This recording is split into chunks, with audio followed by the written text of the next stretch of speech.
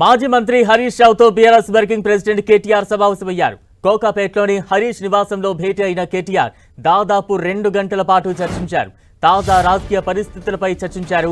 Harish Rao party మారుతారని కొద్ది రోజులు ప్రచారం జరుగుతుండగా బీఆర్ఎస్ ఆగ్రహం వ్యక్తం చేసింది. ఇప్పటికే సైబర్ సెల్ కు కంప్లైంట్ ఇచ్చింది. మరోవైపు తాను party line దాటబోనని Harish Rao clarity ఇచ్చేశారు. కేసీఆర్ నాయకత్వంలో పనిచేస్తారని, కేటీఆర్ కు పార్టీ పగ్గాలు అప్పగించినా స్వాగతిస్తారని తెలిపారు. అయితే తప్పుడు ప్రచారానికి చెక్ పెట్టేందుకు హరీష్ రావుతో నేరుగా కేటీఆర్ సమావేశమైనట్టు తెలుస్తోంది.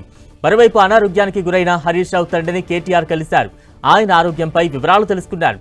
ఈ సమయంలోనే రాజకీయాలపై చర్చించారు.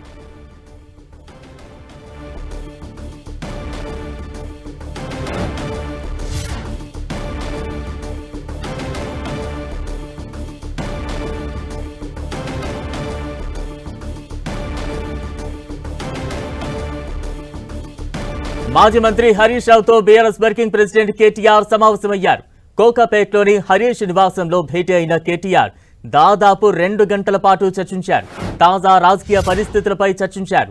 హరీష్ రావు పార్టీ మారుతారని కొద్ది రోజుల ప్రచారం జరుగుతుండగా బీఆర్ఎస్ ఆగ్రహం వ్యక్తం చేసింది. ఇప్పటికే సైబర్ సెల్ కు కంప్లైంట్ ఇచ్చింది. మరోవైపు తాను party line దాటబోనని Harish Rao clarity ఇచ్చారు. కేసీఆర్ నాయకత్వంలో పనిచేస్తారని, కేటీఆర్ కు పార్టీ పగ్గాలు అప్పగించినా స్వాగతిస్తారని తెలిపారు. అయితే తప్పుడు ప్రచారానికి చెక్ పెట్టేందుకు హరీష్ రావుతో నేరుగా కేటీఆర్ సమావేశమైనట్టు తెలుస్తోంది.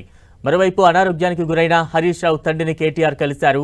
ఆయన ఆరోగ్యంపై వివరాలు తెలుసుకున్నారు. ఈ సమయంలోనే రాజకీయాలపై చర్చించారు.